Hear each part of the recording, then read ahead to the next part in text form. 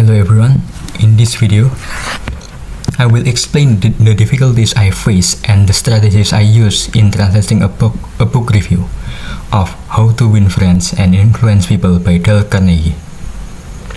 First, I will explain the analysis stage.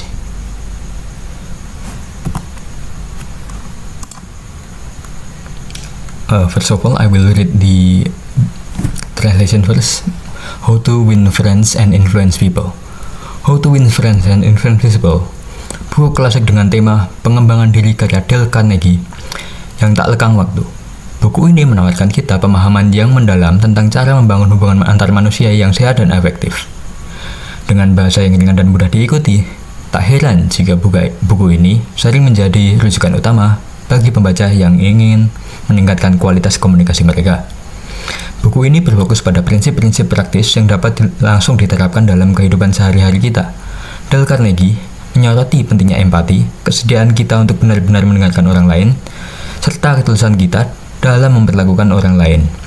Melalui kisah dan contoh nyata, buku sederhana ini mengajak kita melihat betapa besar pengaruh hal-hal tersebut terhadap hubungan sosial dan profesional. Beberapa kritikus menganggap bahwa buku ini mengajarkan kita cara mempengaruhi orang lain secara manipulatif. Akan tetapi, jika kita baca secara menyeluruh, pandangan tersebut terasa kurang tepat.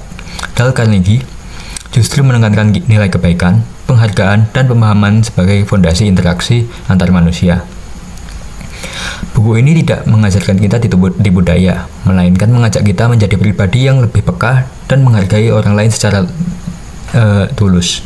Buku ini memiliki 317 halaman dan terbit di tahun 2022 untuk edisi yang diperbarui dengan harga Rp235.000 dan bisa didapatkan di Gramedia. And now let's move on to difficulties in analysis stage. In the analysis stage, I found several difficulties in understanding the text and some phrases, such as timeless classic, self-growth, and self-growth and timeless classic are abstract and evaluative. They don't have direct equivalence in Indonesian. And I also found that expressions like navigating human relationship challenging because they are metaphorical. And not literal. So another difficulty was the phrase surface level changes, which requires understanding the reviewer's critical perspective. And to solve this problem, I have several strategies, which is I analyze each sentence based on its context, and I use English to English dictionaries to grasp nuance and connotation. And I also search for similar expressions in English book reviews to understand how these phrases are commonly used. And for my final decision based on this analysis, I decided to focus on meaning and evaluation rather than literal definitions. I interpreted abstract expressions based on the reviewer's intention before moving into the transfer stage. And now, next, I will explain the before that. This is the proof that, for example, this timeless in the original sentence and in the original text, they use the reviewer used timeless, and now I searched it in the complete dictionary, and timeless is means something that is timeless does not change as the year go past, which mean it's not affected by time. And then here is proof for self-growth. Self-growth usually used as pengembangan diri, like for example in this XML in kumparan.com.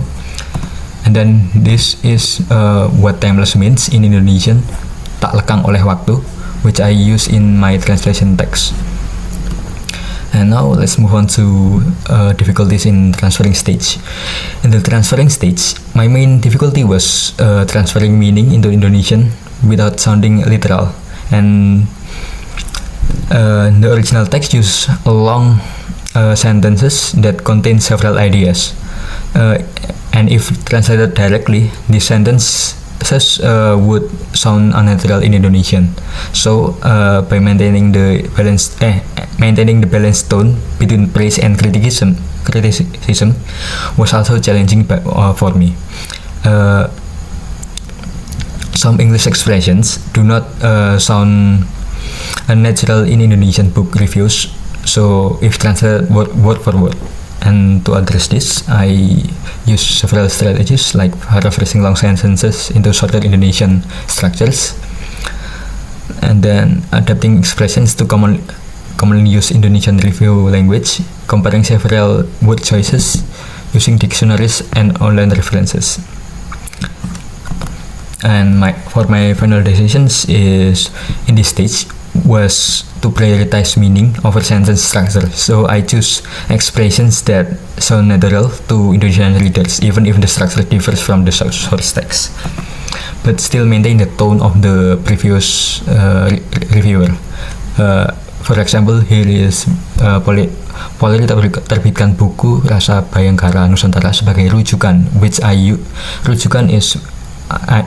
rujukan in my translation because it's more compact and make the sentence more compact and shorter. And here hubungan antar manusia in kompas.id, which means what is it, human relationship, and I use hubungan antar manusia to shorten the sentence. And now let's move on to difficulties in the restructuring stage. In the restructuring stage, the main challenge was making the text sound like an original Indonesian book review rather than the translation. I also needed to ensure smooth paragraph transition and avoid stiff sentence structures. To overcome this, I use several strategies, such as reorganizing sentences in order to follow Indonesian writing conventions, using familiar review style phrases commonly found in Indonesian book review websites, simplifying wording to improve readability and flow. Let's move on to the final decision. I'm rereading the entire text to ensure the clarity and naturalness of the translation text, and then finalize sentences that sound smooth when read aloud, and then ensure the review reads as an original Indonesian book review and not as a translation. And here are the proof I found in the Gramedia.com, kesuksesan dalam berbisnis, which in the original review there are no business settings in the book review, but in the book itself actually have the content in the book can be applied in the professional setting. So I use a professional setting in my translation, which can be shown in this Gramedia.com review, kesuksesan dalam berbisnis, which shows the book as a professional professional use cases. And then we have pengembangan diri in the Gramedia book session, because in Gramedia.com this book's theme was pengembangan diri book, so I use pengembangan diri in my translation. And then let me read aloud my final translation again. How to Win Friends and Influence People. Buku klasik dengan tema pengembangan diri karya Dale Carnegie yang tak lekang waktu. Buku ini menawarkan kita pemahaman yang mendalam tentang cara membangun hubungan antar manusia yang sehat dan efektif. Dengan bahasa yang ringan dan mudah diikuti, tak heran jika buku ini sering menjadi rujukan bagi pembaca yang ingin meningkatkan kualitas komunikasi mereka. Buku ini berfokus pada prinsip-prinsip praktis yang dapat langsung diterapkan dalam kehidupan sehari-hari kita. Dale Carnegie menyoroti pentingnya empati, kesediaan kita untuk benar-benar mendengarkan orang lain, serta ketulusan kita dalam memperlakukan orang lain. Melalui kisah dan contoh nyata, buku sederhana ini mengajak kita melihat betapa besar pengaruh hal-hal tersebut terhadap hubungan sosial dan profesional. Beberapa kritikus menganggap bahwa buku ini mengajarkan kita cara mempengaruhi orang lain secara manipulatif. Akan tetapi, jika kita baca secara menyeluruh, pandangan tersebut terasa kurang tepat. Dale Carnegie justru menekankan nilai kebaikan, penghargaan, dan pemahaman sebagai fondasi interaksi antar manusia. Buku ini tidak mengajarkan kita tipu daya, melainkan mengajak kita menjadi pribadi yang lebih peka dan menghargai orang lain secara tulus. And that's all for my translation exam. Thank you very much.